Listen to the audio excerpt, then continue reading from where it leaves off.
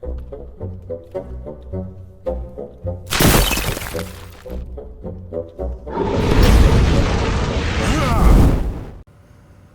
everybody, it's Riff Hornhelm, and I'm back again with another failed tale as presented to you by the Dwarven Vault. Hope everybody's doing well.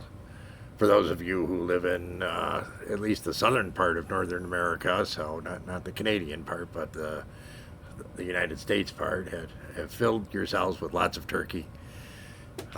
It's much better than cobalt, I will say that, though cobalts are a lot more fun to catch. But today, that's not what we're here to talk about. We have a failed tale story for you today. And this is an expansion of what we've been doing with failed tales with a little more, pizzazz. So today's failed tale is a doozy. And we're going to go back to the start of the adventure. This was an adventure that took place in the AD&D universe, and it started with a party who joined a ship, a very specific ship, a ship that had a very special function. It was a ship of sea and air. So it was built to look like a regular ship, and you can see that here. And it was capable of flying as well as swimming across the oceans and the waters of the planet. Neat stuff. Captained by a garrulous old captain who was, a human guy who had a lot of experience and clearly looked the captain type and was, rough and stern, but yet still had a heart of gold. And he had a first mate. And then he also had this very peculiar little wizard guy, short and couldn't speak so that anybody could understand him. Even if you used a language spell and so forth, you couldn't understand what this guy was saying.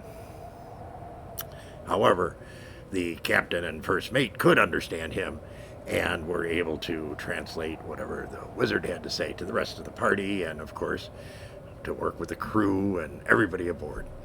They had a very dangerous adventure that they were going off on. And that was, as a group, to go to the various capitals of the giants in the world. So, hill giants, and ice giants, and fire giants, and storm giants, and cloud giants, and stone giants, and just on and on and on.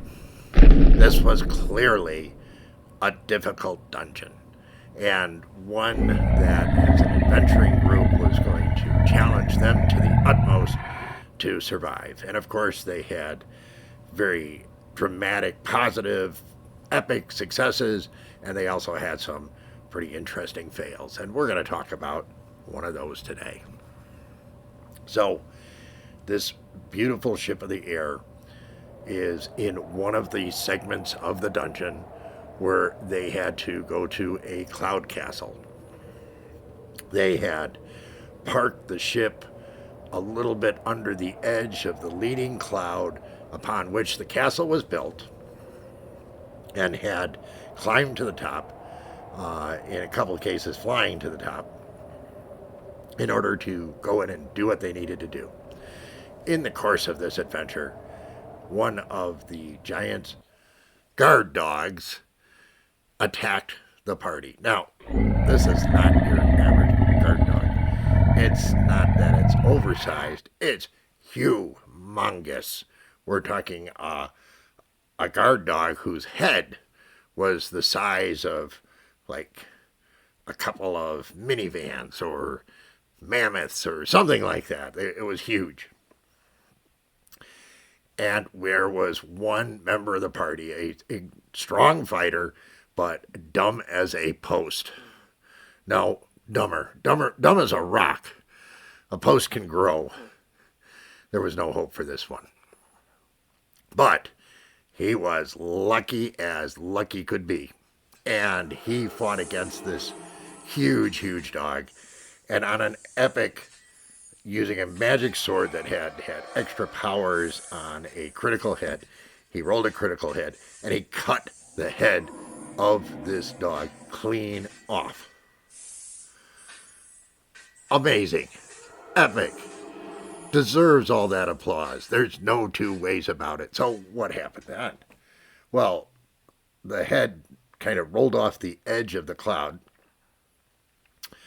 and as deduced by various dice rolls, it ended up hitting the deck of the ship parked underneath, startling everybody, doing some damage to the ship, and causing the captain and the crew to diligently work to get it over the side as quickly as possible. And so they did. What happened next is interesting. For far below, other events were unfolding. Lucinda was a wonderful mother, and she lived in a small cottage along the road that traveled between the small towns and villages that made up the countryside of her beautiful kingdom. Farmers, herdsmen, gorgeous crops, sheep, cattle, goats, chickens, pigs, you name it. It was bucolic and idyllic. Beautiful, as beautiful could be. And she was up this day and quite happy, looking forward to the day because she was going to go visit her daughter and her grandson and granddaughter, and of course her son-in-law. And she was going to do this and be there in time for late afternoon so she could help her beautiful daughter, Maria, and her kind husband, Connor, and help them prepare the dinner for the day. And that would give her some time to play with little 2-year-old Katrina and the poor Timmy, who had had a horrible accident several years ago and was lamed for life. And Timmy now was 7 years old and walking around with a small crutch or cane in order to help him about. It did not affect his sunny disposition, and he was a wonderful child, helpful at home, loving, everything you could want. And Lucinda was quite pleased with the thought of being able to see her grandchildren as she packed her small picnic basket with goodies, freshly baked cookies, and a cake, and some sugar treats that she had made with sugar and honey, and set about leaving her house, carrying her walking stick and her cloak and her bag of goodies. She headed off to go and see her family. It was a beautiful day. Perfect sunshine and clouds, big puffy billowy clouds, and a perfect sunny day. And she strolled off along the road, occasionally passing other travelers heading the other direction, or wagons filled with produce, or taking chickens to market and things like that. It was a steady walk and not a difficult one, and not one where she had to go through a dark, uncertain wooded area or anything like that. It was just wonderful. And she thought, hey, this is going to be great. I'm going to have a great time with my family. I'm really looking forward to it. While she was doing this walk, there was also her family. Now, Connor was the consummate professional farmer, stalwart, upright, in good standing with the community, working hard amongst his limited number of livestock, as well as making sure that the crops looked good and the scarecrows were in order, and that he had the chance to pull up some weeds and whatever it is that farmers do all day. And he was very happy with his beautiful wife and his beautiful daughter, and he was very tender and understanding with his poor son who had suffered such a cruel injury. And he really looked forward to whenever he saw them all. It was a very special thing. He loved his family very much. And he finished the morning chores and headed back for the noon meal that his wife was busily preparing for the entire family. And of course, during this time, Lucinda was walking on and on towards their home. They sat down to their lovely lunch and enjoyed some soup and some food, and of course called for the blessings of the gods upon their meal before they started, with Timmy speaking and ending the prayer with, "And may the gods bless us, each and every one." Now, Lucinda was carrying on with her walking and was going and heading on, and she was getting closer to her destination, and she was thrilled with the fact that soon she'd be able to rest her weary feet and share some tea and some gossip with her daughter and talk to the children and pass out treats and be the kind of grandma she's always enjoyed being. But as she got closer and closer, she noticed something was amiss. Ahead of her was the entry for the house. The driveway went up, but there were wagons there and people and horses and much noise, and she couldn't see anything clearly. And she ran forward, heart racing, wondering what was going on, and climbed up the long, tortuous path that raised up to where the house was on the top of the hill that overlooked their beautiful farming property. And what she saw made her heart stop. The home was devastated. People were standing around looking inside what appeared to be a giant hole or crater where the majority of the house stood.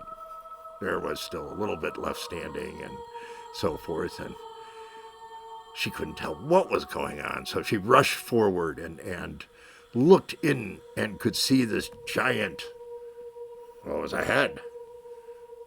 Much battered, bleeding, but it was a giant dog's head. And it was smashed right on top of the dining and kitchen area. It was horrible. Her entire family had been snuffed out in a moment. And inside now, strangers that she didn't know, as she felt the emotions welling up within her, were standing and helping to lift up the head onto two poles to pull it out of the house. As they did this, she could for the first time see her beloved family smashed flatter than a pancake, looking kind of like, jelly stains on a rug. It was horrible. She let out a great wail of misery and dropped to her knees for a second, letting go of the hamper and her cloak and stick. And as they moved the head and started getting it further out, and this sank in deeper with her, she thrust herself back onto her feet and with a great scream turned and fled down the hill, making it only 30, 40 feet before she tripped and fell and went face down into the ground, wailing and crying and screaming in misery and agony. It was a horrible sight. And she slowly struggled her way back up to her knees and looked up to the heavens and threw her arms wide and said, "Oh God, you've taken my family, just take me now." At that moment, there was a crack as one of the two great logs being used to help guide the head out of the house's ruins snapped, and the head tilted sideways and rolled off of the two poles, snapping the ropes they were using and pulling them out of the hands of the people who had been working to move this head out, and it started rolling down the hill. She, Lucinda, on her knees, in agony, wailing, at first didn't notice anything because, well, she was kind of upset. But suddenly she hears a quasi bit of noise behind her and starts to turn her head when wham! She's hit by the head rolling down the hill, which continues after smushing her flat to roll down the hill until it starts knocking over wagons like 10 pins. It was pretty amazing and very sad. And in one moment, the last of that family had also perished. All thanks to a fantastic move that had been done by our good friend. I'm not going to say his name. I don't want him to live with the embarrassment. Who managed to strike the head off of this horrible dog. And the most depressing part is that everybody on the ship didn't know this ever happened. That's a pretty epic fail tale. And it's very depressing.